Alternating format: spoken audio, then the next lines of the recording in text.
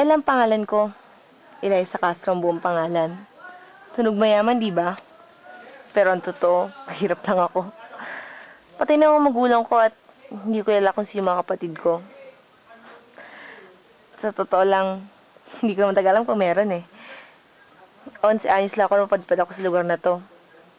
Nawawala, walang pupuntahan, wasak ang pinanggalingan.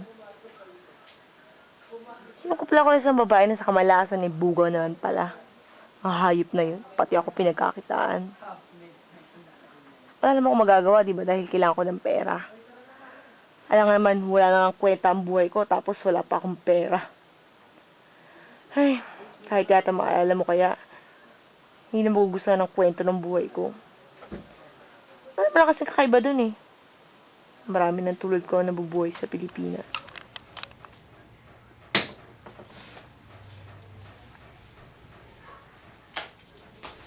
Nabasa ba email ng customer mo?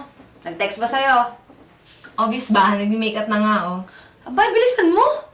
Oo na, maaga pa naman. Tsaka, ano ba naman maghintay yung customer ko, eh? Bayad naman ako. Tsaka, tip na lang mapapala ko sa kanya. Teka, sino ba yung doktor na yon? Umaga pa yung gusto. Eh, sa yung ligaw ng bituka eh. Asawang inaato pag gabi, kaya nirentahan ka pag umaga. Wow! First time ko racket ng umaga, ah. Ito na lang paano ko pipinturahan tong mukha ko. Sa gabi lang umi-epekto yung ganda ko, eh.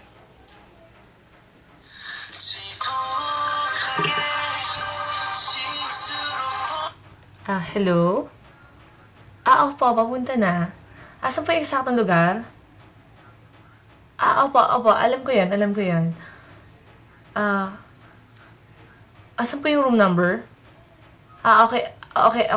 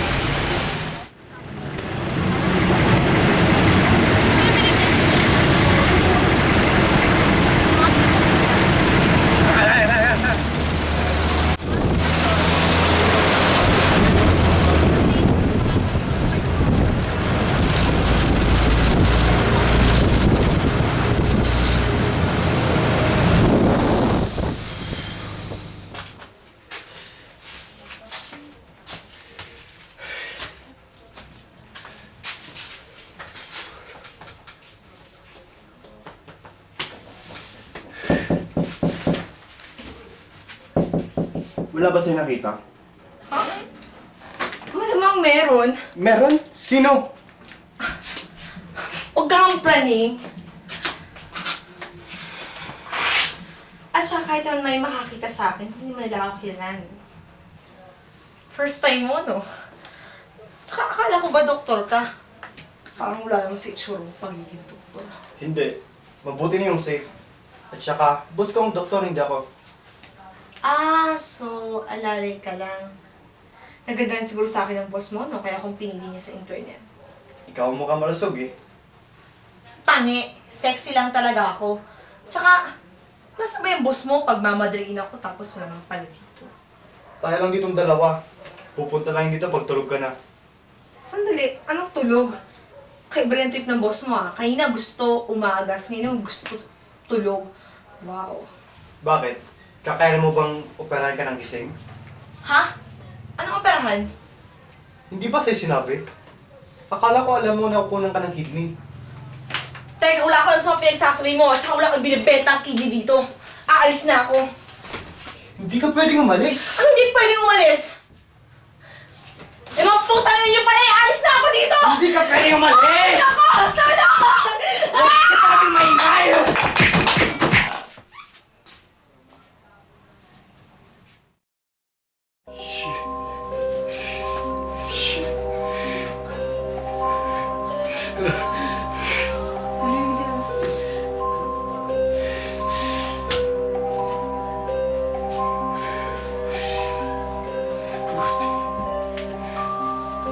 Hello, boss. Boss, may problema tayo. Nag-disgrasya ng babae. Di ko naman sinasadya, boss eh. Gusto umalis eh. Sigurado kayo, boss? Sige po. Hindi ako na po sa sahig.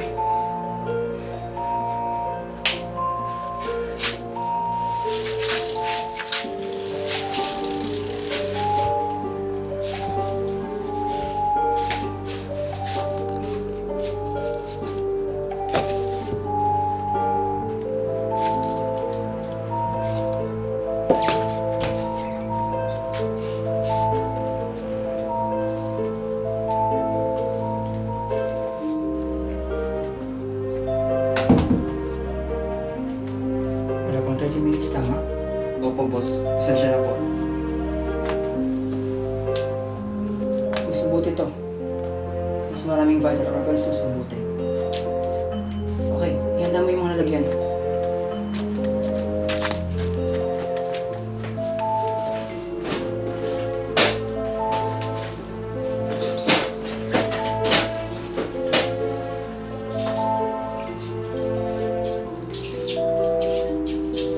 Huwag kang kabahan. We're doing this for science. Sige na. Kunin mo na yung mga inuutos ko. Tinawagan mo na ba yung babae?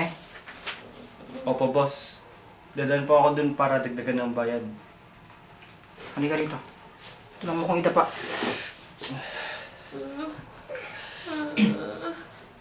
Boss, sandali. Parang umiyak pa siya. Buhay pa!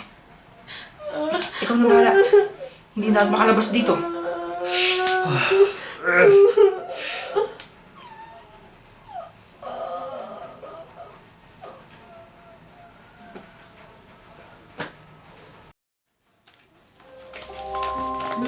Sus!